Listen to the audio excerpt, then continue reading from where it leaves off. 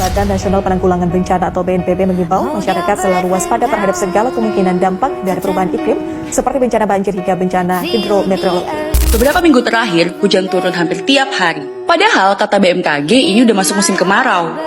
Kemarau? Tapi kok hujan?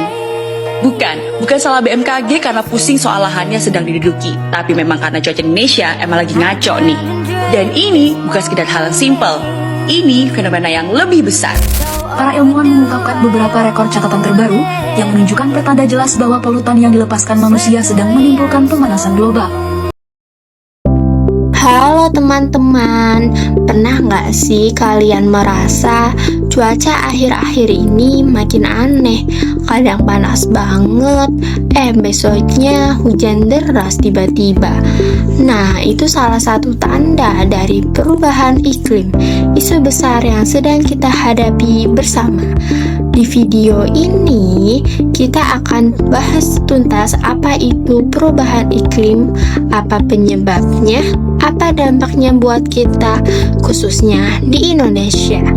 Dan yang paling penting, apa yang bisa kita lakukan untuk menghadapinya. Yuk kita mulai.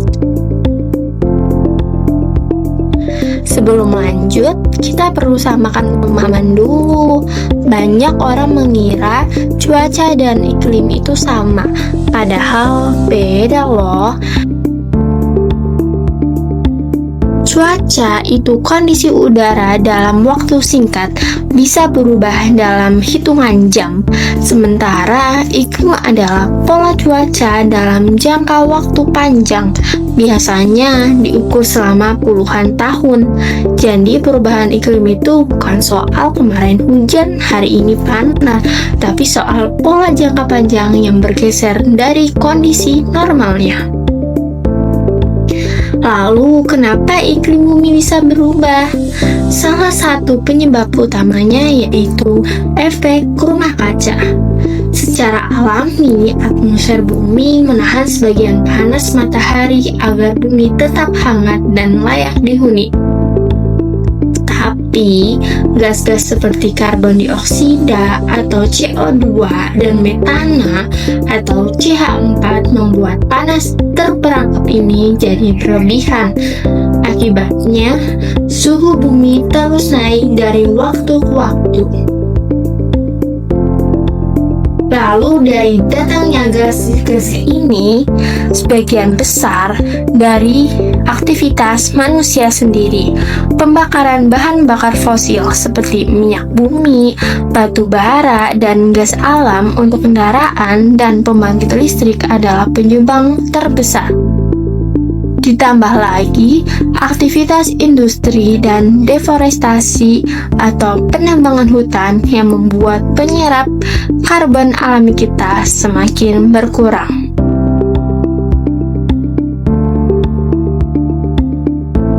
Coba kita lihat data ini, di mana data ini merupakan tren peningkatan frekuensi bencana tahun 2001 sampai 2021, yang dimana bencananya terdapat banjir, kekeringan, dan cuaca ekstrim. Ini merupakan sebuah grafik suhu juga, di mana kenaikan suhu inilah yang memicu apa yang kita sebut sebagai pemanasan global.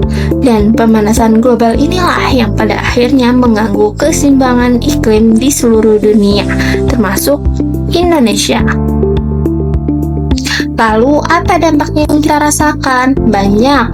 Cuaca jadi semakin ekstrim, hujan bisa turun sangat deras dalam waktu singkat dan menyebabkan banjir atau sebaliknya.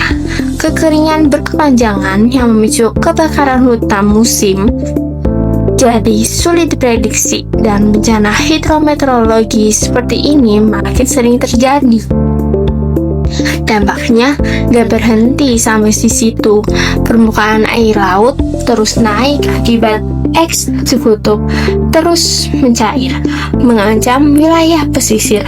Ketersediaan air bersih semakin berkurang di banyak daerah, dan produksi bahan kita pun terganggu karena pola tanam yang biasanya biasa diprediksi sekarang jadi kacau.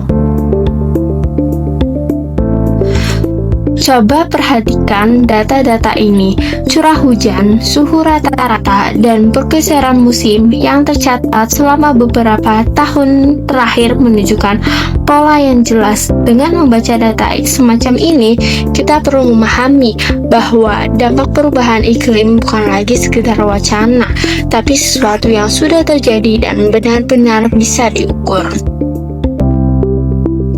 Tenang, ini bukan berarti kita cuma bisa diam. Ada dua hal angka utama yang bisa kita lakukan, yaitu mitigasi dan adaptasi. Mitigasi adalah upaya untuk mengurangi emisi gas rumah kaca supaya laju perubahan iklim bisa diperlambat. Yuk kita bahas satu persatu. Contoh aksi mitigasi yang bisa kita lakukan antara lain menghemat penggunaan energi di rumah, beralih menggunakan transportasi umum atau kendaraan yang lebih ramah lingkungan, serta mendorong penggunaan energi terbarukan seperti tenaga surya dan angin, supaya kita semakin tidak bergantung pada bahan bakar fosil. Selain itu, menjaga dan memperbanyak ruang hijau juga sangat penting. Kegiatan menanam pohon dan reboisasi membangun hutan kembali berfungsi sebagai penyerap karbon dioksida dari atmosfer, sehingga konsentrasi gas rumah kaca bisa berkurang secara alami.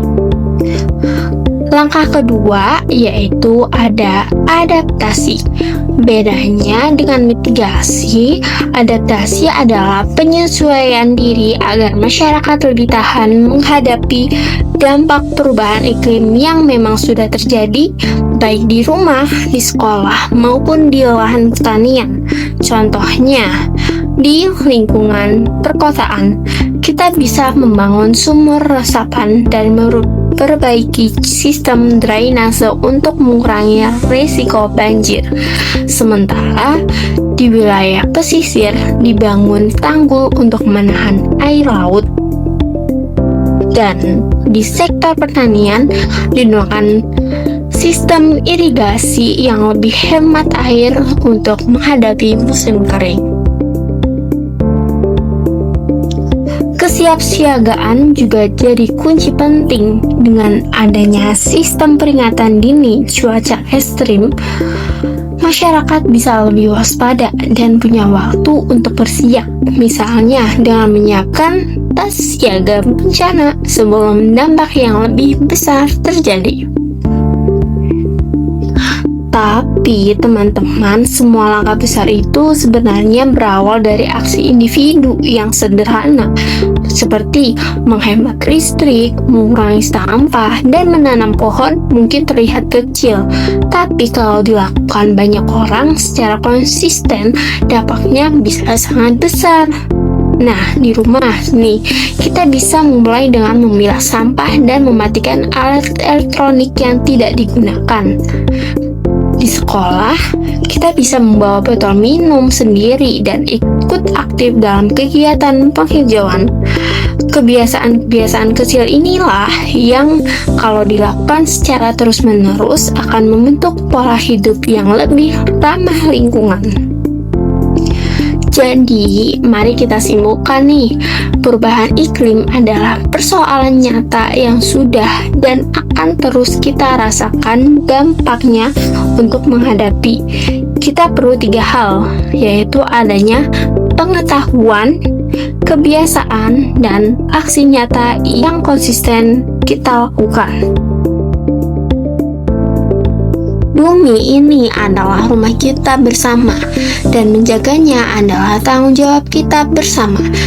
Mulai dari mengurangi emisi, menjaga hutan, sampai menghemat energi, setiap orang punya peran masing-masing. Jangan tunggu orang lain mulai. Yuk, kita mulai dari diri sendiri, dari sekarang. Terima kasih sudah menonton sampai akhir. Ingat, perubahan kecil dari satu orang bisa memberi dampak besar bagi bumi kita. Sampai jumpa di video selanjutnya.